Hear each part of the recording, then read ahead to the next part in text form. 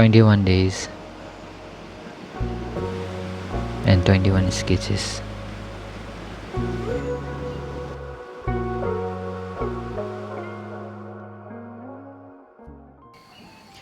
So finally मेरो 21 days sketching पुरा भयो। सुरु गर्दा त मैले प्रिभियसली कतिवटा पेजेसहरू भरिसकेको थिएँ त्यो स्केच बुकको, बट त्यहाँदेखि मैले जुन चाहिँ यो स्केच च्यालेन्ज गरेँ त्यहाँदेखि मेरो स्केच बुक फुल भयो र त्यो साथसाथमै मैले धेरै कुराहरू पनि सिक्न पाएँ। एभ्रिडे स्केचिङ गर्दा आउँछ कति च्यालेन्जेसहरू पनि, भनेको जस्तो एटमोस्फियर हुँदैन कोही बेला होइन, कोही बेला आफ्नो मुड हुँदैन, बट स्टिल मैले जतिसक्दो एभ्रिडे नै स्केच गर्ने कोसिस गरेँ। So most of my sketches are very small. मेरो यो स्केच बुकै सानो छ, सो म आज सुरु गरिने आज सक्ने खालको होइन, ठुलो स्केच बुकहरू राखेको छुइनँ। सो तपाईँहरूसँग म आफ्नो 21 डेजको एक्सपिरियन्स सेयर गर्छु होइन, मैले के सिकेँ भनेर। मैले फर्स्ट चिज सिकेको चाहिँ डिसिप्लिन चाहिँ हरेक चिजमा नै एकदमै इम्पोर्टेन्ट छ।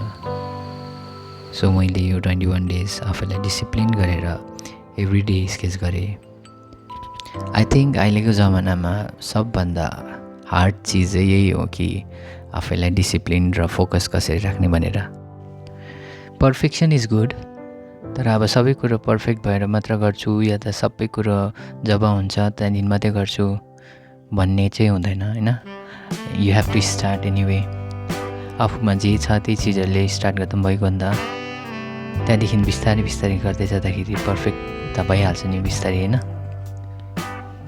के चाहिँ नक्सा बनाउने या त के स्केच गर्ने एभ्रिडे है, यसले पनि धेरै सताउँछ। तर मलाई लाग्यो या त मैले मेरो एक्सपिरियन्सको अनुसार चाहिँ 21 डेजमा जे पनि पिकअप गर्दा भयो। अब पर्फेक्ट सब्जेक्ट खोज्दा होइन या त त्यसमा पुरा टाइम कन्ज्युमिङ हुन्छ र आफ्नो प्रोसेसलाई पनि उयो हुन्छ। सो जे पनि स्टार्ट गर्दा भयो नि सिम्पल, दामी नै स्टार्ट गर्नुपर्छ नि छैन।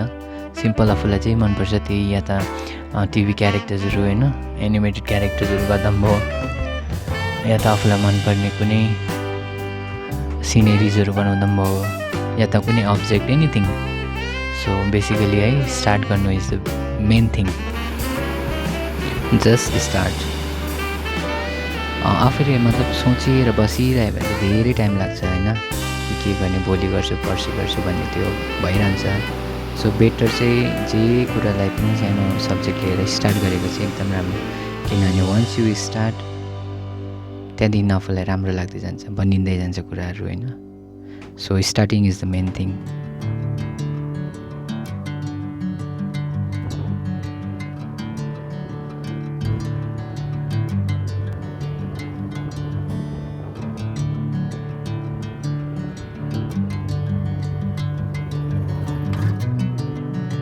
अन्त लास्टमा एकदमै इम्पोर्टेन्ट चिज यो गरेर होइन या त यो कम्प्लिट हुँदाखेरि आफूलाई एक प्रकारको खुसी लाग्छ कि मैले यत्रो गरेछु, आफूलाई डिसिप्लिन राखेको छु होइन, आफू अलिकति इम्प्रुभ भएको देख्दाखेरि आफूलाई खुसी लाग्छ।